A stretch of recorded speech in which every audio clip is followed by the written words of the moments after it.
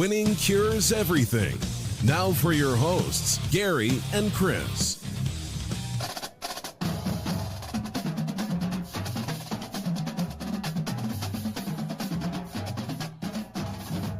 Welcome in, Winning Cures Everything. It is the Thursday, June 2nd edition of the show. I'm Gary. I'm Chris. And we have got a lot of football stuff to discuss, Chris. Good gracious. Before we do all that, though, I do need to ask you, I mean, you are a Boston sports fan. The Celtics going to end up winning this thing? I sure hope so. Man, I sure hope so. One, I find this Warriors team to be wildly unlikable. So yes. That's a big thing. And then I love the Seeds, and I want to see them do well. So, yeah. It's very interesting that the first year after Brad Stevens is when they finally make the finals, right? Like we thought Stevens was going to get them there, but now Stevens has moved up to, the upper office, if you will, and this team is clicking on all cylinders. I mean, defense is great. Like, they're a fantastic basketball team right now. That's right. And I don't think Brad was the problem or a reason because they won a lot of games with him. I think the stars are becoming the stars. Yes. And I think it took a couple of years. Tatum is finally coming into his own as one of the stars. When he was drafted, we all thought he was really good, but nobody thought he was going to be one of the top, 5 or 6 best players in the game. That's true today. And so that's where it's different. Is. That's a little more Boston news. Did you see NESN, which is the New England Sports Network? It's the first regional sports network that is going to do a direct-to-consumer streaming platform. Right. And it's really expensive. But yes, that's the point that I was going to bring up. It's so they only do the Red Sox and the Bruins. Is that right? Yeah. Well, I mean, I think both, because they're going to have the local. You know how the Grizz have the local Bally's channel here? I guess they'd have the Celtics. I guarantee you they have the Celtics also. That would make sense. All right, so they've got those 3 teams. It's going to be $30 a month. $30 a month? Yes, sir. It's a lot of money. It's a lot of damn money. It really makes you question, is this a sustainable platform, right? I told you this years ago when people were talking about cutting the cord. I said what we're going to end up having is you're going to have 5 or 6 services that you're going to pay to get all the same shit you got with cable. The difference is you're going to go to all these different places, and at the end of the day, you're not going to save 1 nickel. You're not going to save 1 penny because you're all going to be spending the same amount of money on all this extra shit. Yep, and you can basically, I guess the positive part of this is you can pick and choose what you want, but man, if it costs you more than the other one, why do you have to pick and choose? Exactly. Just take all the extra shit and you got 9,000 channels you don't watch. Exactly. I mean, you and I both pay for a ridiculous amount of crap anyway, just to be able to watch the stuff that we want to watch. It's pretty nuts, or that our families want to watch. I don't know how much time you and I actually have to sit and watch a whole lot of stuff. I watch a lot of sports and stuff. So yeah. Well, yeah, I mean, we watch sports, but not a lot of time for other things. But we find our way around to the TV when we get a chance, when we're not working. So let's dive into the football conversation. Now, this is an interesting topic because there is nothing yet that is fully on the record, but I do want to start talking about Kentucky football and what might be going on with that football program. I've got up on the screen a Reddit post, but this is going on basically everywhere. KSR, Kentucky Sports Radio, those guys have been talking about it, in very secret tones, if you will. But there's been a lot of rumors flying about Chris Rodriguez potentially being kicked off the team or being suspended for quite some time, etc. And then last week, you had Javon Baker, the wide receiver, who was not kicked off the team, but told, hey, you might want to transfer elsewhere. He transferred into Kentucky this year from Alabama. And there is a lot that is going on, but it appears that the rumor that is going around right now is basically Chris Rodriguez had a job and he was paid drastically more than what that job should pay. And the extra amount was basically under the table and not reported on taxes. Now, we understand all this stuff with NCAA rules and whatever else and how, all of it's legal now, it's whatever. The issue is it's not all legal unless you're doing it above board. And this issue is basically that he got paid an astronomical amount of money to play football for Kentucky, basically. He had like a no-show job and made a ton of money and didn't report it. And now it's not only that the NCAA may be involved, it is that the feds may be involved. So that's why this has become such a weird topic to discuss, because the school is not saying anything about it. But people have quickly figured out that, hey, Rodriguez isn't exactly with the team right now. They told Javon Baker to get out of here, and they're saying that he could be involved with this as well. I'm curious your thoughts on these rumors and just all of this going on with the Kentucky football program. We are not used to Mark Stoops' football program being in any kind of trouble, and they may not be. But some of their football players are. So what do you think about this? Well, I've always said it. If I ever became president and took over our country, the first thing that I would do would use the IRS to shut down all these backdoor dealings in college sports. Not because I'm upset that kids are getting paid. It's because I don't like it happening in the dark. Okay, I would completely and utterly shut that down, and the IRS is the absolute best tool for that. As soon as I got all of that clamped down and everything brought into the daylight, I would then disband the IRS because I believe they are a terrorist organization. So that's my thoughts and philosophies on that. It's really amazing to me. These guys, you got to pay your taxes. Yeah. I don't like it, but you got to do it, okay? I know that we're taking our tax dollars and we're using them to bomb children in Yemen. I know that. I know that we're blowing up schools in Syria with my tax dollars, and it enrages me. It doesn't just make me mad. It breaks my heart. But there's nothing I can do about it. If I want to keep providing for my family and keep myself out of prison, then I have to pay my taxes. Yes. Bottom line here. The other part of this that blows my mind is the fact that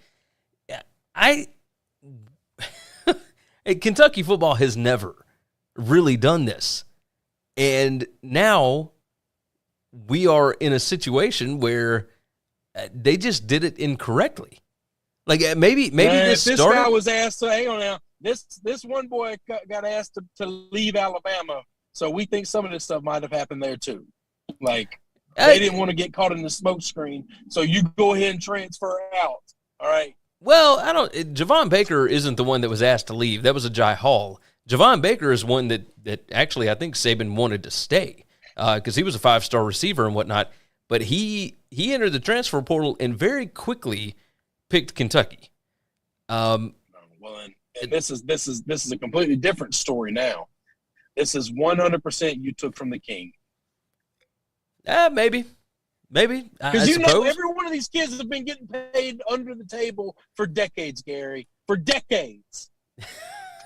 I seriously doubt. Well, yes. And then none of them have ever paid a lick of taxes on any of them. But none of it's tax man sniffing around. You're talking about Javon Baker, though. What I'm curious about is the Chris Rodriguez stuff.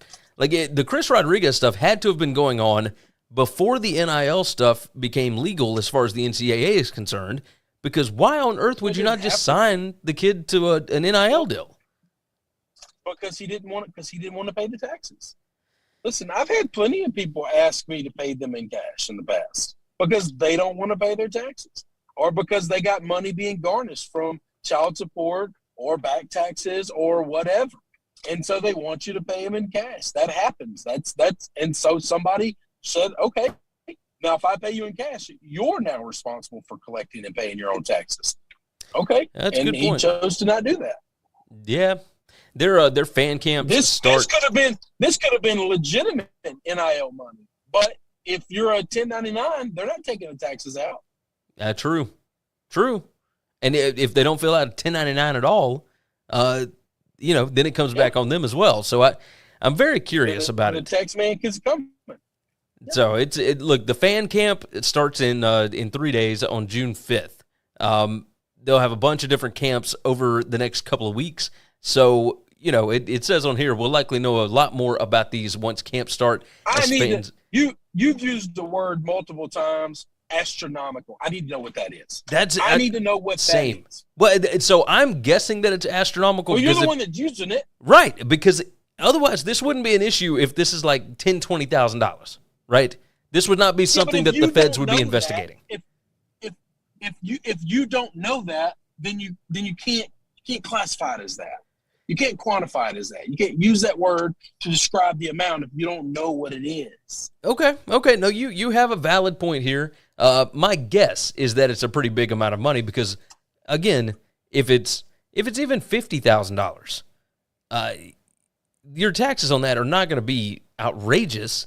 So they're going to talk to you and they're going to get it squared away, but they're not going to do like full investigations to the point that this kid might be kicked off the team, et cetera, right? Like there's something else going on here, and I don't know what it is, and I'm very, very curious what ends up happening. Chris Rodriguez is an incredibly important part of Kentucky's offense. Like he is a bedrock on that offense, and yeah, they've got other guys, they got smoke, they got dudes that can play the position, but Chris Rodriguez, I think, might be the best running back in the SEC. Like this is a huge deal. Right now, of course, there's other stuff going on as far as he had a DUI on Mother's Day, and like he's got other stuff that's happened in the past and whatnot. But it appears that none of that stuff has anything to do with what's going on right now. So we'll keep an eye on it. We'll keep watching it. We'll see what ends up happening. But not used to Kentucky. Not used to Kentucky football being the ones that might be in a bit of trouble. At least not their players, right? So we're used to it on the basketball side. Just not the football side. But maybe this makes them even more of an SEC member. Yeah, right? You kind of feel like that. Am I crazy for thinking that? No, that isn't. You start taking transfers from Alabama, and all of a sudden you're going to find yourself in trouble. I just know that's a pattern. That's a pattern that I've seen for over 20 years. You might be onto something there. We'll have to see what ends up happening with it. Let's talk about some of the other quick news stories here.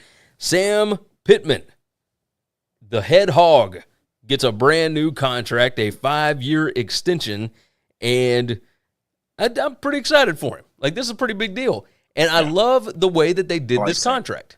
Sam Pittman, he is now signed through December 31st, 2026, because this was retroactive as of January 1st of 2022. But it can be extended additional years every time he wins 7 games. This is the Kentucky model. And I love this. It sets the expectation relatively low. Now, if you go 7-5 every year, they'll probably be looking for a way to get you out. But he's up to $5 million a year in annual compensation. That's pretty good. Yep. Like it's not tip top of the sport, but if you're going to be paying your coordinators crazy money, it's probably got to come out of the head coaching salary. You got to get it from somewhere. So, yeah, I like this. Like, you and I both love Sam, right? Yes. And I wonder if Arkansas can keep that core 3 together, that'd be unbelievable.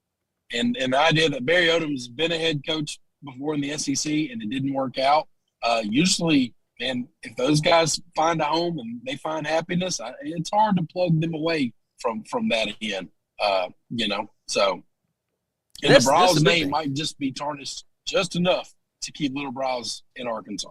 It's entirely possible. And they may enjoy it. It may be like Brent Venables, where you're at a place for a long time because you're the head coach of that side of the ball. You don't have to deal with all the media scrutiny and all the mess from the fans. And you're just happy where you are, right? Well, and you're compensated well. Like there's no G5 job in the country that's paying more than what these guys are making. There's no G5 job that was paying Brent more. Like, it's not like UAB can come call him one day and, you're turning down money. So you're literally leaving for a worse position, but you get the name head coach. Right. And at some point in time, I just think some people don't care about titles. I've never been one to give a damn about titles. I just don't care. Doesn't matter to me. That's my way of thinking. Other people will gladly take pay cuts, but they want to be in charge. They want their name on top of the building. They want everyone to know they're the ones that made all those decisions. I just don't. I think some guys are just wired to not care about that stuff. Yeah, I tend to agree with you. I tend to agree, and I think several of them are at Arkansas right now. With what Barry Odom went through at Missouri, with what Ken Browse went through, I'm with you. These guys have both been through some kind of shit situations, and they see the ugly side of being on top. Exactly. And not that Kendall Browse has ever been a head coach, but what he went through at Baylor. He went through it all with his dad. Exactly. And his dad's still going through it. Oh, yeah. His dad can't get an OC job with an HBCU. Which is just bananas. Just bananas. We'll move on. Let's talk about Miami for a minute. John Ruiz, the mega booster. His company, MSP Recovery, went public just last week. I'll go on and bring this up on the screen. Its share price has already dropped by 86% in 1 week. And there is now a law firm that's investigating whether MSP and certain certain officers and or directors may have violated federal securities laws. This is interesting stuff. Stuart Mandel tweeted this out. And of course, the comments on it are very par for the course, right? This guy said, Miami lives in your head rent-free, get over it. And then this other guy said, Miami doing Miami things, maybe the U is back. This certainly seems interesting because this guy did appear to pop up out of nowhere, right? This is just one of them. There's Life Wallet. There's all kind of different things that he's involved in. But it's like Miami forever had no money, right? And then all of a sudden, they've got enough money to buy out Mario Cristobal's contract from Oregon. They've got enough money to completely renovate a stadium, renovate their indoor practice facilities. They are paying players. They're paying basketball players, like NIL money, et cetera. Like it seems strange that it all just came out of nowhere. Did it feel weird to you? No. I don't really like getting into the weeds with boosters. I don't care. Okay? I don't care what your dealings are. If you got money, you want to swing it around, congratulations. But no, I don't think Miami was ever organized, and they never had a product on the field. I kind of appreciate their boosters. We're not paying for garbage, okay? You're on to something there. You're on to something. They are certainly not doing that. They knew who they wanted to get. They went after Mario Cristobal. They got him. And all this NIL stuff that's going on down there, this is the world that we live in. We talked about it a lot. Where you would get the idea that Miami boosters don't have money. Like, Miami's like one of the most expensive cities in the world, like on planet Earth to live in. The boosters don't have money? Are you crazy? So I guess they've always had money, and they just never wanted to spend it on the program, I guess. Or they didn't like who the coaches were, and the staff wouldn't allow them to get involved. And, of course, now you brought over just the AD from Clemson. Yeah, it's just they all seem to get together in a room and sat down and said, this is embarrassing. We got to fix this. So I'm curious what this stock situation and the federal securities laws, violations and whatnot, what that will mean for Ruiz, because he's the big one. He's the one that is really kind of footing the bill for a lot of stuff down there, at least all the newsworthy stuff. I don't believe he's the only one, but he's just getting his name out there. He's not footing the bill for everything. And let me tell you about rich guys. He's still going to be rich when this is all over. Oh, yes. It doesn't matter what happens. They always seem to find a way to land on their feet.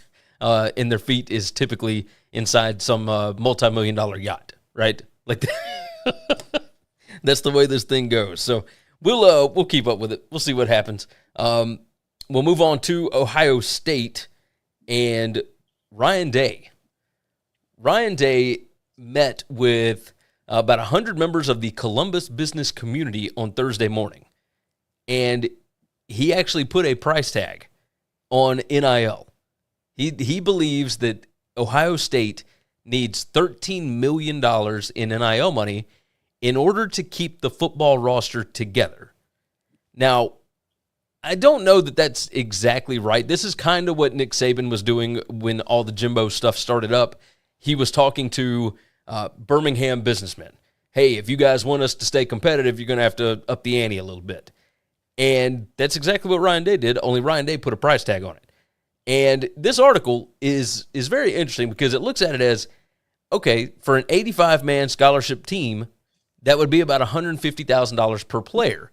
But the better calculation is really closer to $500,000 each for like 26 guys that you can't live without. I think this number's about right, and I think you're going to see more coaches doing this in the future. You kind of feel the same way? Yeah, but that's if he wants to keep everybody together. And at the end of the day, you're just not going to be able to – the whole purpose, the one caveat that NIL was going to do, it was going to spread out the talent. And you want to have a major talent advantage over everybody on the planet, it just ain't going to happen. Yeah. It's definitely not going to happen. Because here's the thing. Here's what's going to happen. He's going to get the $13 million, right? And then Wisconsin's going to say, you only paying them $500,000 those top tier guys, and then maybe $100,000 for your middle tier guys. We'll take that top tier guy for $800,000 because we really need him, and we don't have all the other guys that you got. Yeah. See, all you need is one school to value one of your 5 stars or one of your top tier 4 stars that you've developed, thank you very much, over a couple of years, and all they have to do is outbid them on that one player. They don't have to bid them for every player. Exactly. Like Wisconsin can do one of them. Talent advantage goes away. Exactly. If Michigan takes one kid from them, and Wisconsin takes one kid from them, and Michigan State takes one kid from them, and we're talking about top tier starters, you're $13 million. Now you're going back and asking for more. Oh, I got to have more. At that point, then it gets kind of tricky, right? Then you figure out, okay, are the Ohio State boosters willing to keep upping the ante for these certain players, or did they just say, no, you know what, just go out and find some other ones? Like, you're a good coach. At some point in time, you should look at the coach who's making 9-10 figures and tell him, do your job. Yes. Okay? You do your job, all right? You coach better than him. For decades, we had more talent than they ever had, okay? And we beat them consistently. Now, talent might be close to even. I'm going to need you to keep beating them. Yes. Just because the talent's getting even don't mean your paycheck's getting lower. No, I need your ass to show up and go to work. Exactly. Coach better. I love it. Coach better. Speaking of going to work. I'll tell you what.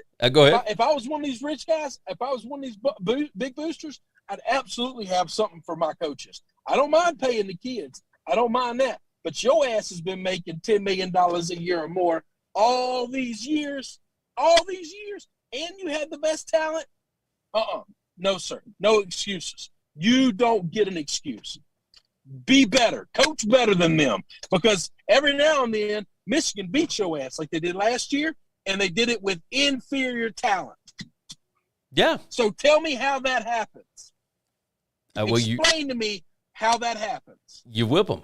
That's it. Well, that's what Michigan did. But what I'm saying is if you can only win with superior talent, then why are we paying you? That's a valid point. Why don't we just pay somebody else? I mean, Lane Kiffin said that, right? Lane Kiffin said, hey, all this other stuff is not going to matter. Like, it's whoever's going to be able to buy the best roster. And at that point, why would they be paying so much for these coaches when they could pay somebody a la Sam Pittman, right? Get some guys that know X's and O's and whatnot. But that is one thing that has come up over the last couple of weeks is with all the way that this is shaken out right now, you may not see the same assistant coaches that have been rising up the ranks because they can recruit, right? You may see some guys go from high school ball to college a little more frequently because they actually know the X's and O's. And it won't be because of their ability to create relationships or whatever. It's whether or not you can coach. And maybe that's a good thing that's going to come out of this. Yep. I'm all in. But I've been talking about this forever, Gary. And but hang on now. You say you're all in on it. But your guy who wins all the time has all the best players, all the best coaches. He has every advantage anybody could possibly have. And he still doesn't win it every year. Yeah. How on earth could Gus Malzahn beat him? How on earth does that happen? That's a fireable offense. Well, no, Malzahn's Malzahn's benefits you have. Malzahn's a good coach, and it's not like Auburn had scrubs. But hang on now. But I'm not talking about scrubs. It doesn't matter. Just because the other team is really good, you have the best team ever assembled by college football, and you still lose games to coaches that everybody in the world would say is inferior to you. You know what that tells me? They're not inferior to you. But I agree with you. You're not God. No, of course not. Hey, the ball is oblong and it bounces funny. I will say that. But no football team is going to win every game. I mean, that's bananas. I say team. But with the talent discrepancies and the coaching discrepancies for the staffs that we see in college football, Gary, yes, they do. They do win all the games. Ohio State wins all the games almost all the time. Yeah, but that's what we're saying. There are upsets. So much better than everybody. Yeah, but one upset a year, 2 upsets a year doesn't make the sport better. No, that's not I good agree. For anything. But that's why I do think all it does is give people a false security of Ryan Day's ability to coach. That you're not wrong. You are not wrong about that. So I'm Ryan Day and Dabo, let me tell you a guy I hate. Dabo Swinney. If Ryan Day and Dabo Swinney swap places tomorrow, Ryan Day would fall on his dick so fast it would be unbelievable. He'd be a good coach, but I'm telling you, the ACC would run through him, and that's with a team that's not loaded, but they're not bared stock like Ohio State is. I do wonder about that. I think we're going to find out a lot about Ryan Day this year. The team is loaded. I mean, the team is loaded, but at the same time, like what are we going to find out? There are some. There's new faces, right? And now you've got Jim Knowles as your defensive coordinator. You know, was that the smart move? Is that going to be an instant thing? I'm a proven great defensive coordinator. You got one of the best offensive wide receivers cores in the country. You got one of the best quarterbacks in the country. You got one of the best offensive linemen in the country. All the skill players are elite and going to go play on Sundays. Heaven forbid. Oh, this is going to be a tough year for him. We're going to find out something, I guess. He's got a damn NFL team on his college football team, but we'll finally find out if he's good or not. Well, no, I'm gonna figure out, because last year they were pretty loaded too, and they lost 2 games, didn't even make it to the Big Ten title game. I'm curious if they lose games again this year, if they lose 2 more games, which again, going 10-2 is not the end of the world, right? You and I talk about this all the time. It's not your birthright to win 10 ball games. But with Ohio State and with this roster, if you can't find a way to get back to that Big Ten title game, then there might be questions, right? And obviously we'll see how the season goes. It's hard to say that before we ever play a football game. But again, when you were that loaded, it does make you question some things, right? Like Alabama last year, there's no way that team should have been in a national title game.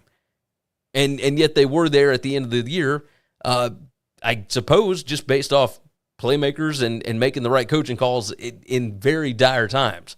But I'm wondering what Ohio State fans are going to think, what Ryan Day is going to look like. What will we think of Day after this season if he does lose 2 ball games in the regular season?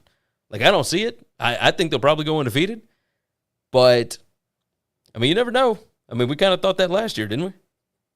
So when you have all the advantages and you go undefeated, you still haven't done anything that's impressive. Yeah. I just don't understand that. Hey, he has all the best coaches in the Big Ten. He has all the best players in the Big Ten. If he beats everybody in the Big Ten, who cares? What does that mean? What does that tell us? Yeah, that's what I'm saying. It only tells us that he's doing his job if they win every game. If they lose, then that's where the questions come in. So at least that's my viewpoint on it. You were talking about impressing and whatnot. we'll move on. We'll talk one more last thing before we get into the FBS Independence previews. Ryan Fitzpatrick, good old Fitzmagic, is retiring after 17 years in the NFL. And I got to tell you, I didn't see this one coming. Like, I know he's been around for a long time. I know that. But I know he got injured last year. But I kind of thought that he would come back and he would just, he'd be a veteran presence in the locker room for some team somewhere. And I thought he would just ride this out for maybe 3-4 more years. Were you shocked at all by this? No. I mean, he's a 40-something-year-old man. He's bouncing around from team to team. He can't really find, consistency anywhere. No, there's no way he's going to keep doing that at this age. Why? Well, I don't think he's 40 yet, is he? Like, I'm looking it up right now. I think he's like late 30s. But I guess, I think the Tom Brady thing. Yeah, here we go. He's 39. I think that the Tom Brady thing throws off my perception of what's possible, like my perspective on age, right? Because it's not just Brady. It's like Aaron Rodgers is 38 and still, slinging that ball around like crazy. It just felt like Fitz was in good shape. I know, again, he got injured last year and had to miss, all of the season. But I don't know. He seemed like he was totally comfortable with being like the journeyman quarterback. But I guess at some point that does get old, right?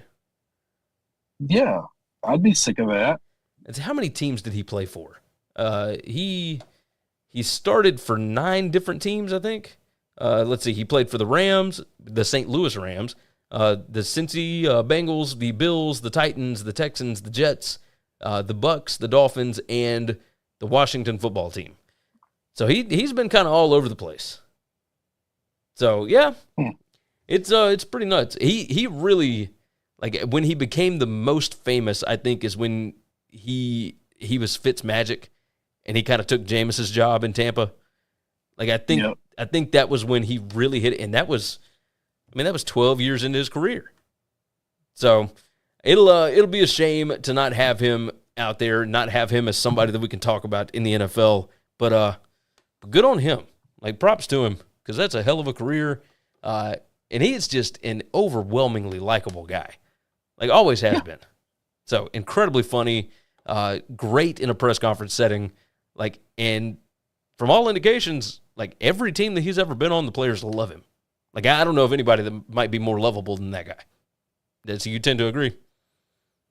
Yeah, he's super likable. Super, super likable. There's not a ton of those guys around anymore. I will certainly say that.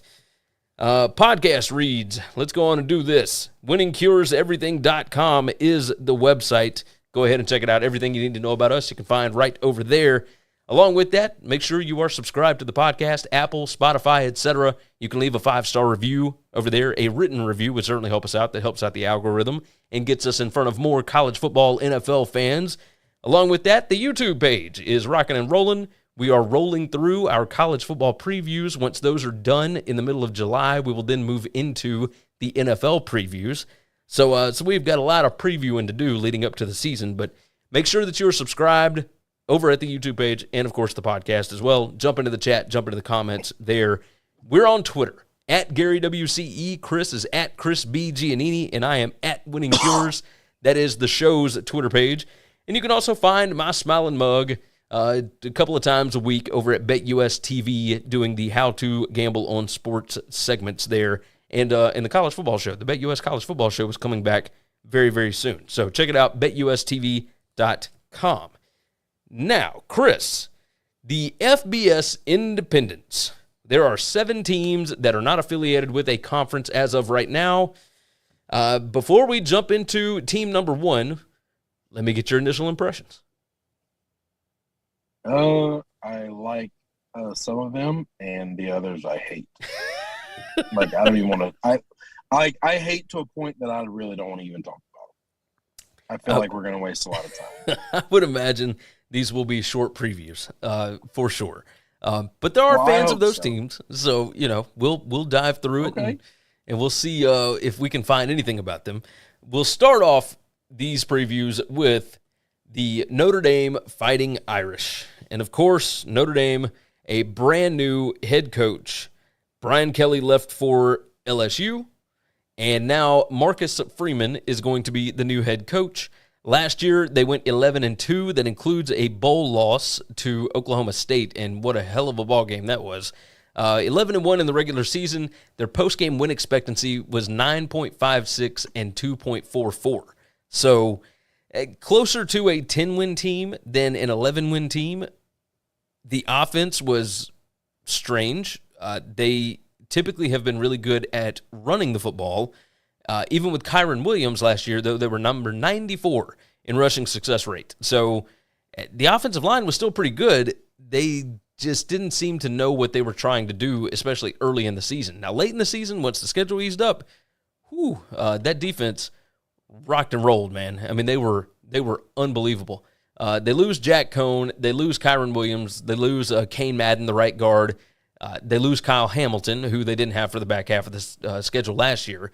But they do replace Kyle Hamilton with Brandon Joseph from Northwestern. So, NFL guy gone, NFL guy comes in. Let's start off with the offense here. Tommy Rees is back. Do the handcuffs get taken off a little bit without Brian Kelly around? I don't think Marcus Freeman is going to do anything to kind of slow him down. You feel the same there? Well, yeah, so they're not going to, tell him what he can and can't run. He's basically going to run his program the way he wants from the offensive side. And that's fine. They didn't have a quarterback last year. I'm very curious to see their quarterback situation this year. They basically bounced around to, 3 different guys last year. Yeah, they are replacing a quarterback for the second straight year. The presumed starter, Tyler Buckner, missed spring ball with an injury. So, does Buckner come in and just take the job, or is it Drew Pine? We'll see what happens there. They do have 4 offensive line starters back, so that's definitely good. Whoever starts at QB is going to have the tight end Michael Mayer to throw to. That's awesome. That's right. So, but they need big dude. These inexperienced star wide receivers. They're going to need them to click early, I think. You've got to get the running game going. You got to get these wide receivers comfortable. Their offense, number 98 in returning production, 54%. Overall returning production on the team is number 43 at 67%, but the defense returns the most. 79% of the snaps are back on defense. That's number 16 in the country. And as far as the roster strength goes, I've talked about this with these other conferences. Notre Dame, number 10 overall roster strength in the country, number 13 on offense, number 5 on defense. With Marcus Freeman as the head coach, I would imagine that the defense stays the same, right? Because they actually improved last year with him coming in his first season. They were number 15 in defensive points, predicted points allowed per drive. So pretty damn good. Pretty damn good. Yeah. The new defensive coordinator, what I'm real curious about is Al Golden. He hadn't coordinated a defense since 2004. He's either been a head coach or an NFL position coach since then. A lot of people remember Al Golden being the head coach of the Miami Hurricanes years and years ago. Didn't work out there. He was a DC before that at Virginia. And, if you hadn't been a DC since 2004, how difficult is that transition? We know Marcus Freeman was the DC, and he'll be there to help along Golden, but, Golden's been in the NFL for years. So I'm curious what the difference is, right? They're returning 9 of 12 players. They had 400-plus snaps. They're bringing in Brandon Joseph at safety to handle Kyle Hamilton's spot. The talent on this team is absolutely there. Does anything change on defense from Freeman taking the head coaching role? I don't imagine we'll see a change in the scheme on defense, but you're bringing in Al Golden, a guy that's really experienced. What's the difference here? Chris, tell me, what's your record here? I've got them 9-3. I think they're going to be really, really good. But I don't know that they're going to be great because I think the schedule's just tough. I have them 9-3 as well. And Notre Dame just continues to always play one of the most difficult schedules in the country. So, oh, yeah. Oh, absolutely. That's nothing new for them. But they've got Clemson at home. They do play at USC. They play at Ohio State to open the season. They play at North Carolina. They've got Cal at home. They play BYU on the road, or not on the road, but in Vegas. 3 losses in here I don't think is crazy. And I think 9-3 would be a pretty successful year for a first-time head coach. Like, I don't think that's crazy. It would be a little bit of a downtrend from what they've been over the last however many years with Brian Kelly, but they're going to have to hit a quarterback. Like, I really think that's important with some of these bigger games. So my keys to the season here: determine a quarterback, get the skill guys to gel early. Marcus Freeman will get his feet wet early, returning to Ohio State for his first game, and then a couple of likely wins before traveling to Chapel Hill. I said this is a top 10 roster, but we're going to have to see how the changeover at the top affects everyone. So it's going to be interesting. That first game against Ohio State, I am super curious about, because this defense is loaded, but I don't know if the offense has enough to be able to keep up. And I think that's been their problem for several years now. I don't know that it changes in year one with Marcus Freeman. So you ready to rock and roll? On to the next one. Yes, sir. You know we love these guys right here. The BYU Cougars, Kalani Sitake. Now, there were questions about Sitake just a few years ago. It was not that long ago that we were talking about whether or not he was going to be able to make it as a head coach. And from what I gather from the reports that I have heard, he was actually offered the Oregon head coaching job and turned it down to stay at BYU. And I am so thankful that he did, because he feels like the perfect fit for this football team. Last year went 10-3. That's a loss in the bowl game to UAB. But man, they had a pretty tough schedule last year. Went 5-0 against Pac-12 teams. Post-game win expectancy record last year was 8.73 and 3.27, so closer to 9-3 than 10-2, which is what they ended up. But projected SP Plus records got them at about 8.5 wins again, so they could get to 9 again. The schedule looks pretty difficult. We'll start off with the offense here. That's where they shined last year. They do lose running back Tyler Algier, and then their center, James Impey. The quarterbacks were number 12 in QBR last season. Jaron Hall is the stud of this group, so long as you can keep him healthy. How does Jaron Hall fare without having Algier as his security blanket? That's what I want to see. The offensive line could be a top 5 unit in the country. Wide receiver has multiple big-time options, Gunnar Romney, etc. Nakua, I believe, is another wide receiver. They've got 3 seniors that played a combined 238 snaps at running back last year. So they got dudes. Algier declared early for the NFL draft. He did get drafted because he is, in fact, a stud.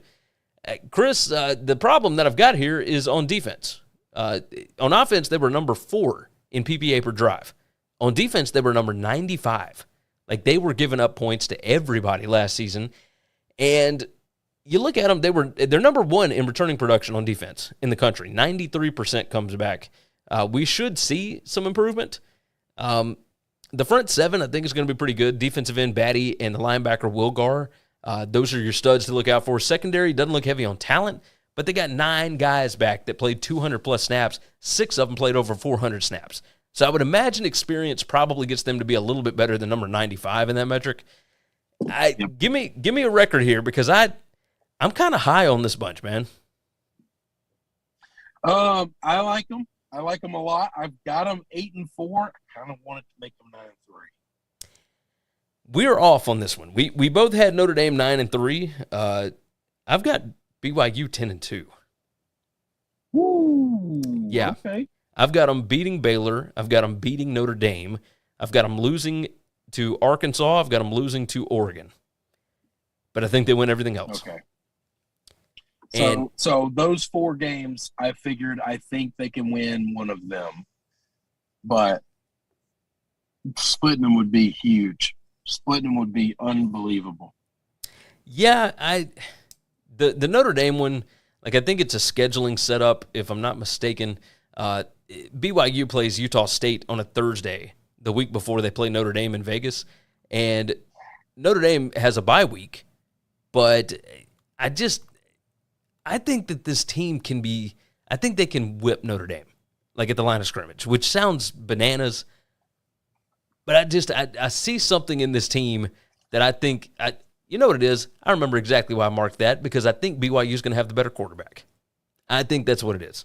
So He might, yeah. I could certainly see it. There's something about this team that I always think that they're going to be worse than they actually are, and they always overperform. Like the last 3-4 years under Satake, they have been dynamite. And I don't always see it. This time around, I was looking at the roster, looking at all the numbers, etc., and man, I think they're going to be really good. Like really, really good. So I'm going to roll with 10-2 on this. And this, from what I understand, this will be the last year before they head into the Big 12. Keys to the 12, season. I was about to say. Yeah. Hey, you get a win over Baylor this year. I mean, you'll have that to point to when you head into it next year. So that's definitely good. Biggest key is to fix the defense here. Secondary was young last year, but they are experienced. The offense going to need to find a replacement for the running back, but 4 offensive linemen back, plenty of weapons for Jaron Hall. They should maintain their consistency there. Tough schedule, but hey, again, I think they can win 10 games. I think this could be a double-digit win season. So that is the way I'm rolling on that. Let's move it along, and we will move with another team that we like to talk about quite a bit, and that would be the Army Black Knights. And this bunch, pretty good season last year, and they continue to have really good seasons with Jeff Monken as the head coach. They went 9-4 last year. Post-game win expectancy was 9.09 and 2.91. They went 8-4 in the regular season and then won the bowl game. And they really should have won 9 games in the regular season. So returning production is always bad for the military academies. 95 is their ranking. 56% returning production. Definitely not good. Don't even bother looking at roster strength. I'm not going to dive into a bunch here. The quarterback, Tyler, is going to have to it's probably going to be him that replaces Christian Anderson and Jabari Laws. The offense ran really well with Christian Anderson as quarterback. 32 of the 46 touchdowns that were scored last year were by guys that are coming back, so that's good. But the 2 quarterbacks that are coming back only attempted 20 passes combined last year, so you don't really have that passing aspect that Army was able to develop late in the year last year. And it's not that they threw the ball a lot. It's just, they had that explosive play that they could pull out of their back pocket every now and then. On defense, Nate Woody he's been the DC ever since Jay Bates left back 3 years ago. And, pretty feisty defenses the last couple of years. But they were number 85 in PPA per drive on defense last year. That's not good. Rushing success rate allowed is really good. They're losing their nose tackle, Cockrell. That's going to hurt. When I look at this, their linebacker, Andre Carter II, is a beast. Jabari Moore comes back at cornerback. He's awesome. There are pieces for this defense to maintain and even improve.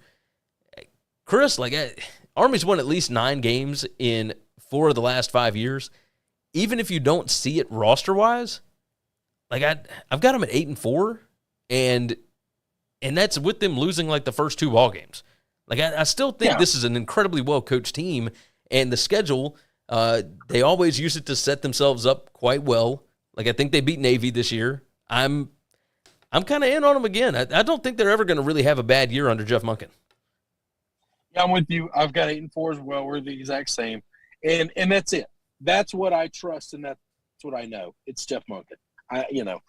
It's almost impossible to predict based on roster or experience or any of those things. You hit on all those. It's just they schedule well. They get to play the bottom feeders of the independents. So that's a whole lot of wins that you can just roll off. And then they play the other military academies. And this is no knock to the other ones. I like Monken better than them, the other coaches. I think he's a better coach. I like the way he's built this program and getting them to the way he runs things. So everybody knows their role on this team. Well, yeah, they have an identity, and they're not afraid to, last year, they threw the ball more than we've ever seen them throw the ball. I'm okay with him being able to say, hey, we have the talent to do this thing that's different than we normally do it. We're going to try it, and we're going to do it more. And that takes a little bit of guts and courage. It definitely does. They do play at Wake Forest. Georgia State looks like they could be kind of tough. I've got them actually winning that game. The first two games out of the slate here, at Coastal Carolina and then UTSA before you get Villanova. Pretty tough couple of games to open the season. But then you got Then you got a bye week before Georgia State. You got at Wake Forest. Then you get Colgate and ULM. You take another bye week, and then you've got Air Force. At Troy. You got UConn, at UMass, and then Navy. Like, the back half of this schedule is set up just about perfectly for them. Ooh, yeah, softens up real well so they can get ready for Navy. You got it. So I'm interested in this. The key on defense is going to be slowing down the passing game. Woody's defense has been able to stop the run, but opponents can throw on them. I don't think this schedule has anybody other than Wake Forest that they're going to really have to worry about with that. So the schedule sets up well. So I've got them 8-4. You said you've got them 8-4 as well. 8-4 as well, yes, sir. All right, not too shabby. That will take us on to, we got 4 more here, and I don't know that these are going to take nearly as long. Yeah, I was about to say, I kind of want to roll through these. Well, one of them we'll talk about. Yeah, one of them we'll talk, and then we'll start off with them right now. The Liberty Flames, and good old Hugh Freeze, 8-5 last year. Post-game win expectancy had a record of 6.89 and 5.11. They were 7-5 in the regular season. So the post-game win expectancy was about right where it's supposed to be. You look at this bunch, they lost Malik Willis, of course, the quarterback. They lost the running back Joshua Mack. They lost wide receiver Kevin Shea. On defense, they lost defensive tackle Elijah James, Duron Lowe. Let's see, who else? I mean, they lost a bunch last year. They're number 117 in the country in returning production, and the roster strength is not as good as it was last year. Now, a big part of that might be some of these studs that they're losing. But, man, when you look at this team, like, I know that you don't have the numbers in front of you. I want to know what your guess is on what their rank was in turnover margin last year. I would guess bad, maybe. I don't know. I have no idea. They were number 125 out of 130 FBS teams in turnover margin. They were, I mean, as bad as you could possibly get. I put on here on offense, could a new quarterback limit the turnover issues? It says, talk about a new-look offense. There may not be a player in America that could replicate what Malik Willis did for Hugh Freeze's offense. And then I put in here, transfers could make the offensive line solid. Young wide receiver core could be dynamite if quarterback Charlie Brewer, or whoever the new guy is, can hit him. Charlie Brewer's there. I don't know that he's going to be the starter. And they do have like a 3-headed running back monster. They've got 3 guys that can all play, that could all start. So we'll see which one ends up doing all right. Defense, number 110 in returning production, like 51%. They don't bring a lot of guys back, but they do have major pieces at defensive end and linebacker, along with a pretty good secondary. Secondary was number 26 in passing success rate allowed last year. They were not good at stopping the run, but that can improve with some of the incoming transfers that they got.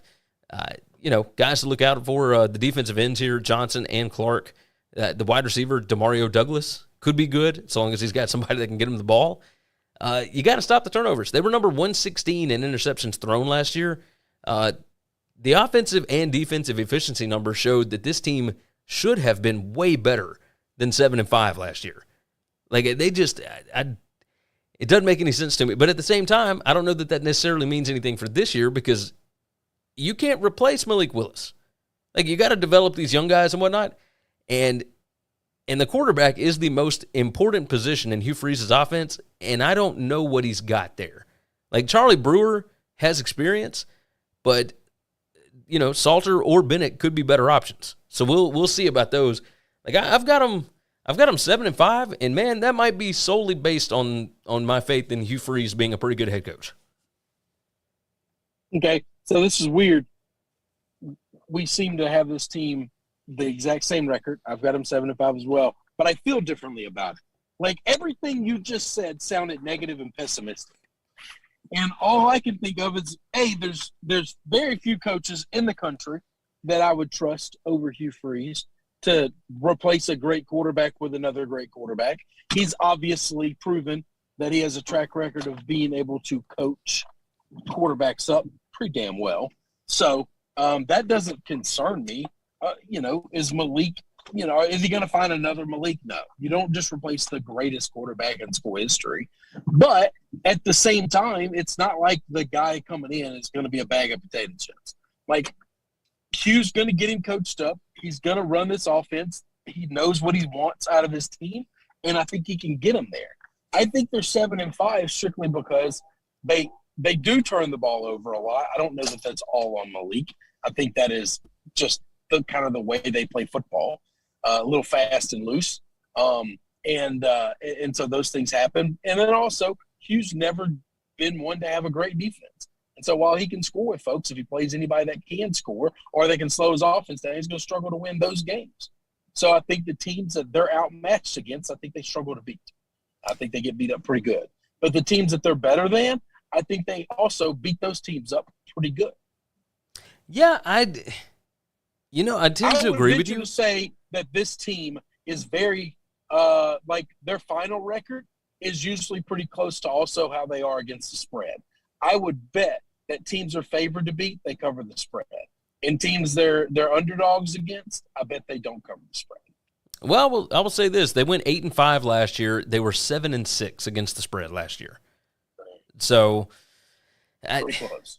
I think they beat the teams they're supposed to beat, and the teams they're not supposed to beat, I think they beat the hell out of them.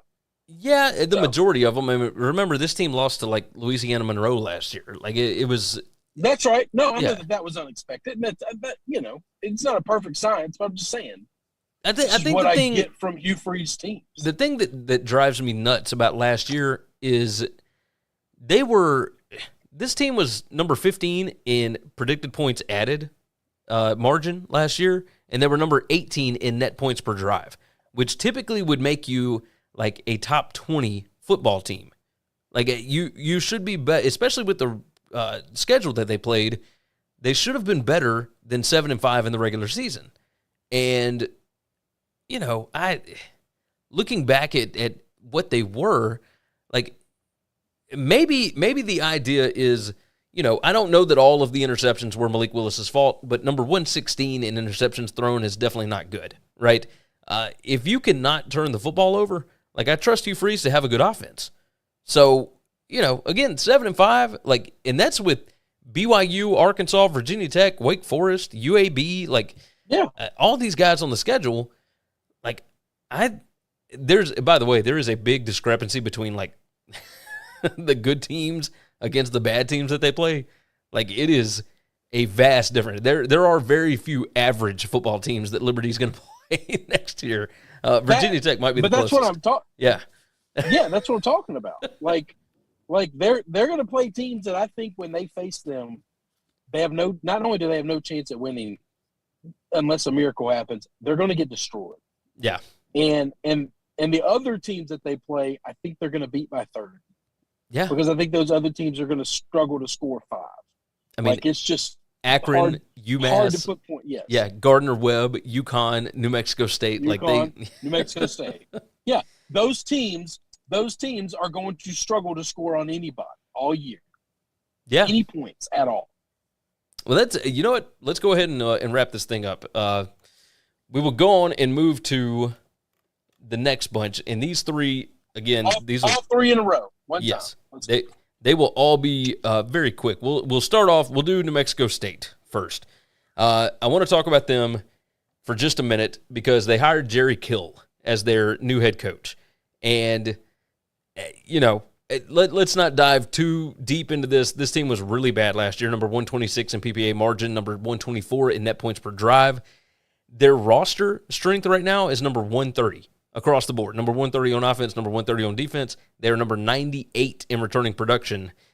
But the way that they get there is they are number 130 in returning production on offense, number 9 on defense. So they got a bunch of guys coming back on defense, but that is from the number 124 PPA per drive defense in the country. So it's not good. Jerry Kill, I think, was a home run hire because that he's going to work himself to the bone to build a good program. I would not worry about this season if I'm a New Mexico State fan because this is laying a foundation. Let the playmakers eat, still get the youth plenty of snaps. This season is more about culture than winning. I've got them going 1-11. What have you got them? I've got them 2-10. 2-10. All right. 2-10. And I could see that. I could see this team not winning a game. I could see them winning a couple of games. But yeah. That's only because I have them beating UMass. There you go. There you go. I've actually got them losing to UMass and beating Lamar. So, all right, I have them beating Lamar also. Let's those are the 2 wins. Let's move on. Yeah, no, that makes sense. That makes sense. Let's move on to UMass.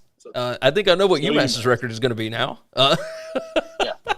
UMass hired Don Brown, who was the defensive coordinator at Michigan, and Don Brown, I don't know what he's going to be as a head coach. He's an older guy. They went 1-11 last year. Post-game win expectancy was not that much different, 1.34, 10.66. So not good. Roster strength right now is number 121. But as far as returning production goes, they're number 6 in the country. That's pretty good. 80% of their returning production is coming back. They brought in 8 defensive transfers, 6 of them from P5 schools.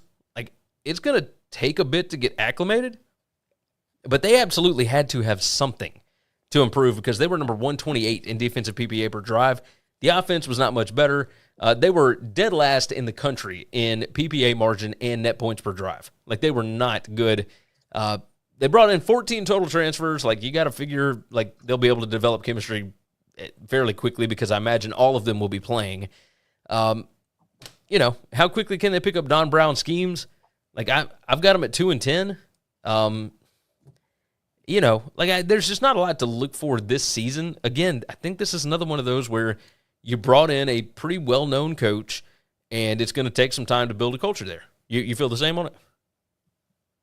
No, I don't think that's true for either one of these programs, by the way. For neither your statement for the exact same thing for New Mexico State. Like, there's no culture that's getting built there. Like, they're just going to be bad. Hey, you may be onto something. Like, I think what you're trying to do, they're trying to build some kind of a culture.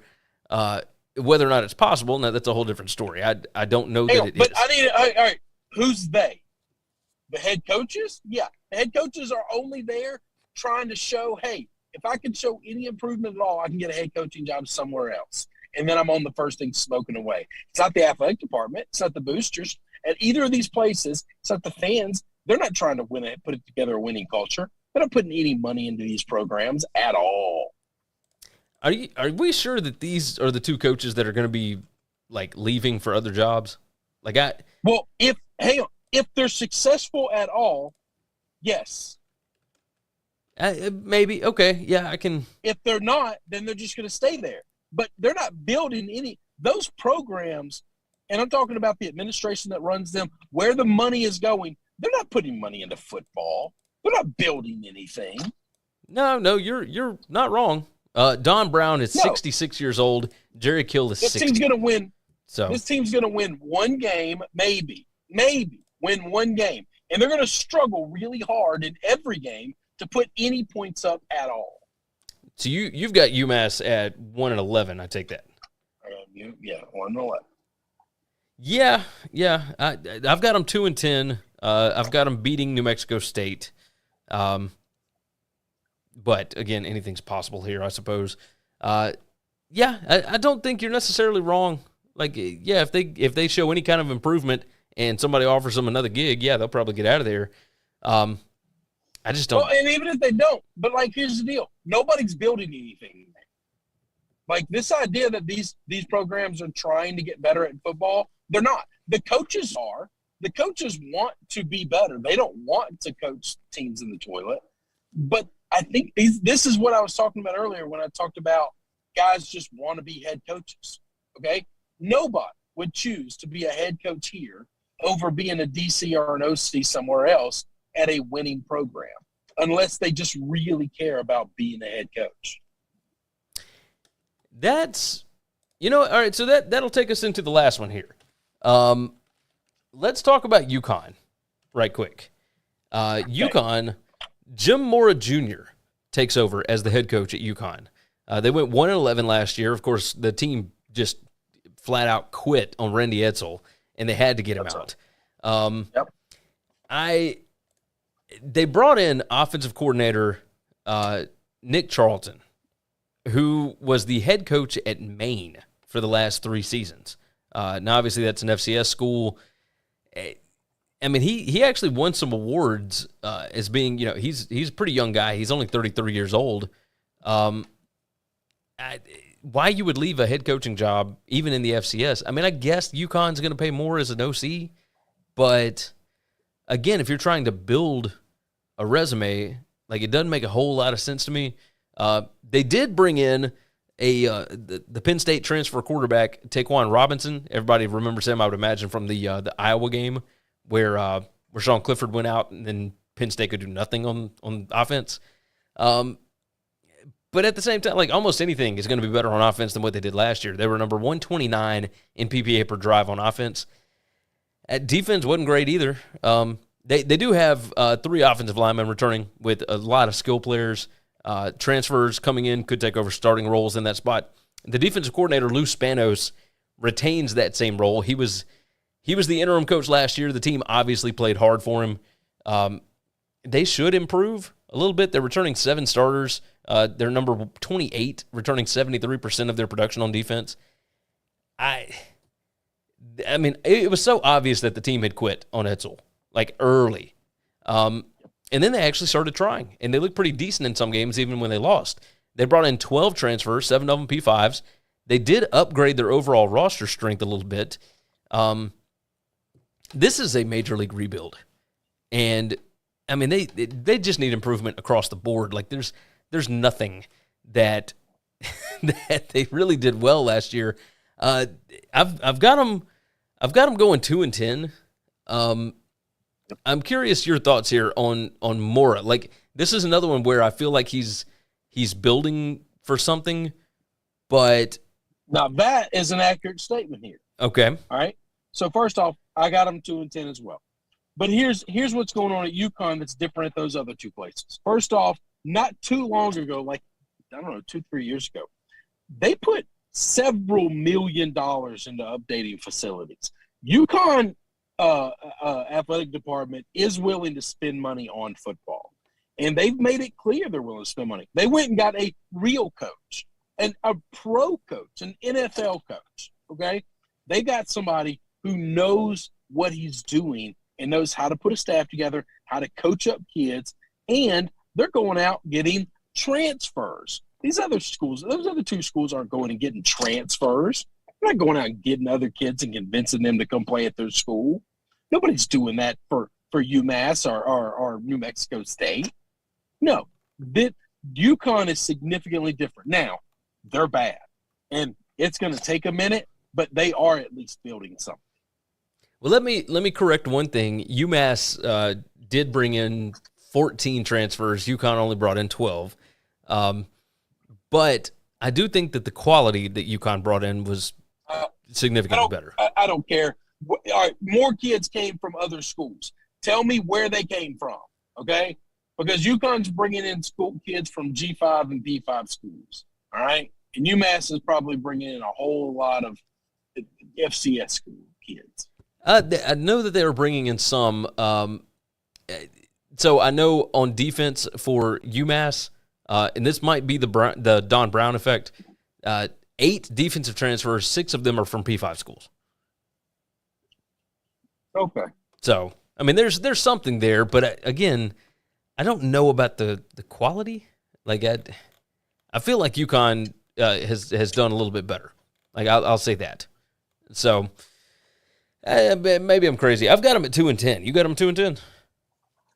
I have them 2-10 as well, but like I said, I think this school is building something. I think there's a distinct difference between what UConn's doing and what the other 2 are doing. Yeah, UConn.